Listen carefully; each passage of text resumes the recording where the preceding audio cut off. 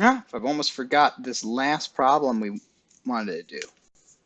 So this is taking a bit more time, but hey, that means that I'm getting, uh, you know, if it takes this long here, it would take them this long in lecture. So this means I'll get this many lectures ahead. So, okay, got one more method I wanted to go over, okay, which was a bit of a problem. Public static, this one's going to be a void method. Reverse. We'll use an integer array here. So given an array of integers, I want to reverse that array. So if my array is 0, 1, 2, 3, when I pass it in, when this method executes, I want it to be 3, 2, 1, 0 when I am done with it. Okay, so I do these things and then I'm done. Okay, that's pretty nice and easy to understand. So I guess the question is, how do I do that? All right, so in order for this to work, first off, we're going to have to move and manipulate values in the array. So, I mean, yeah, one thing you might think of is creating a new array, right? Like create a new array that's the same size as the other array. So like create a new array like this, right? And then copy over each item. So let's take this first item and move it into the last space. Take this first one, second to last one, and third to last one, and then the last one and move it into first space, right? So actually, that seems like a good solution, so let's go ahead and try that. Seems like a good solution. So let's try that. So int new array is equal to, and I'm going to go with the solution, even though we're going to see it's going to have some major problems, just because it's good practice. So we're going to create a new array, and we want it to be the same size, and we want to be the same size as our original array. So new array is equal to new int, and then it's going to be r.length long, right? That's how long it needs to be. It needs to be the same size as the original one, right? This can be any expression we want, so it's as big as the original one, right? So now the tricky part is like, we want to copy over, this one over to here. So we're going to go ahead and say, okay, so for int, so let's go ahead and create our for I loop. So for I is equal to 0, I is less than array.length, or you could do new array, remember the same size, I plus plus, so each one. So I is going to start at 0. So, right, and we're iterating, but generally the one you want to put over here is what you're iterating through, and we're iterating through array. So we're going to go ahead, what we'll do is that we'll take the ith value in the array, so r I. So if it's the 0th value, right, we would want to store it in array.length minus 1, okay? Array.length minus 2, array.length minus 3, array.length minus 4, right? Right, so let's just put the indices, well, the indices are here, 0, 1, 2, 3. So we'd want to move, so array.length, so we'd want to put this in array.length minus 1, which would be 4 minus 1, which is 3, 4 minus 2, 4 minus 3, 4 minus 4. So this will rely off of array.length. So pause the video and see if you can't figure it out. 5, 4, 3, 2, 1. Did you figure it out? We wanted to copy it over like that. We should move it like, we should do new array over here. And what indices should we use? I'll give you another break over here to pause it. Ready? We should put in array or new array.length, it doesn't matter, minus 1, right? So that's where we're going to start at, but then plus I. Ooh, why is that? Well, because we want to be minus 1 for the 0th item, minus 2, so minus 1 for the first item, minus 2 for the second, minus 3, then minus 4. All right, so we'll copy those items over. All right, so we've copied all those items over like this. So we've got, this is array, this is new array. We're going to go ahead and say array is equal to new array. Awesome, and we are set, right? And you'd think that.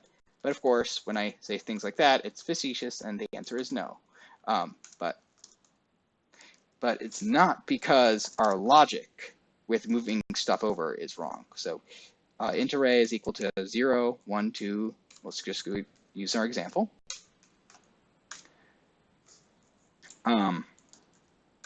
Reverse r, right?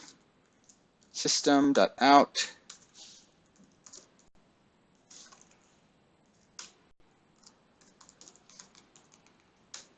print line. That took longer than actually typing it. Serves me right. So the print line arrays dot toString r. So if you run this,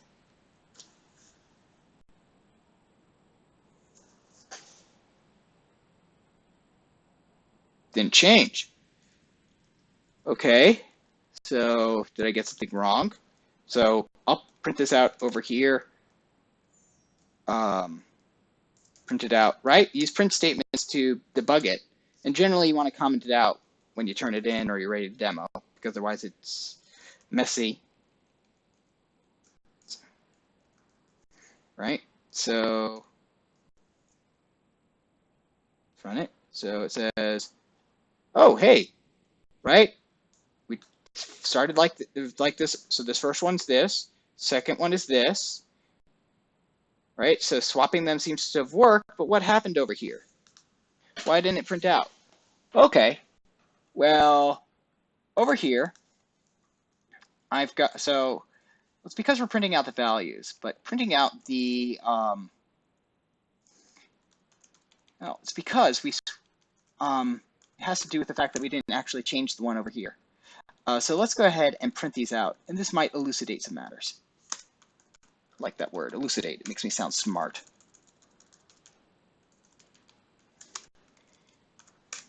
Okay, so go ahead. So let's go ahead and add some strings. R out R main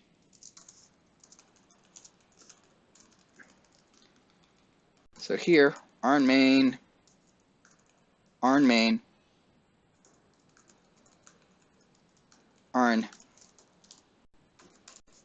method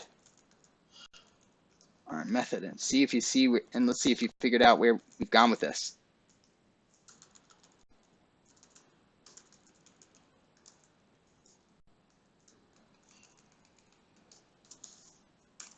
New R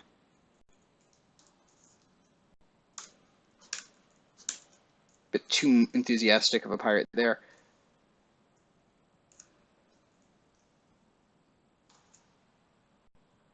There we go. So let's see. So the array main is at 380, right?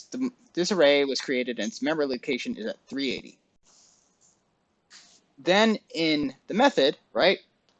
Because what happens, we copy, when we pass it into the method, we copy over the memory location of the array. Rather than copying over the entire array, we copy over the memory location. Why? Because the array might be 1,000,000 items rather than 4, and that's a lot of memory to copy over, so it's much cheaper just to copy the location of the array. Okay, so the array here, you can copy it over and it says, hey, it's still the same array that we were working with before. New array has its own memory location, 668 BC. Okay, it's going to be the same. It would be the same if I printed it over here, right? Because new array, we aren't manipulating it over here. So now we move all the contents over. That's fine, and we saw that that's, you know, copied everything over into new array just fine. Then we said new array is equal to array, and what did it mean? Well, we took what was stored in this variable and stored it in this variable. We took this, what's this over here, and stored in what's over here. Well, what were we storing? Well, over here, this isn't, remember, an array that's inside this variable. What's actually inside this variable is the memory location of new array, right? That's what we printed out. When you print something out like that and it comes up with a memory code location, I mean, when you print out an array, that's what's actually inside the array, the memory location of the array. So where we find it. So new array. So we copied array I at 668 over into array over here. And so we printed this out and printed this out, and they have the same memory location. So we stored it in this variable, which is R, which is inside here. It only exists inside this method. And so that did nothing over here, right? Because outside of main, it's still the same one we originally passed in. So what can we do? Well, what it means is that if we make changes to the data inside the array, if we manipulate it like this, what we're doing is copying over the memory location. Right? And that's a bit of a subtlety, which you just have to learn. That, right, we can change the values in the array. But if we try to change it like this, you know, we're not copying all the items over. We're saying that this now points to this memory location. If we ask what R is, this local variable R will say, hey, look at memory location 668 rather than 380, which is what we were working at. So what can we do?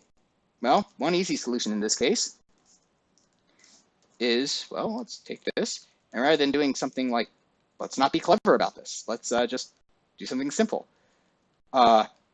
New array has everything in reverse, which is the order we want everything in. So what we'll do is we'll just take everything from new array and copy it over like that. Now they're still the same memory locations. Everything's pointing to the same thing as everything else is, right? Array in the method and array in the main. But now, if we were to print this out,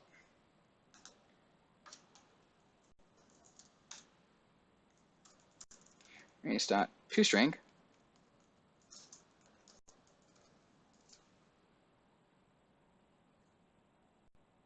it's now reversed. All right, so that's great. But suppose now I ask you, okay, that's great and all, but now I really like it if you solve this problem without creating a new array. It's all going to be done in place. In other words, you can't use a new array and copy everything over. Okay, so how are we going to solve that? Well, try it for yourself. The answer is in the next video.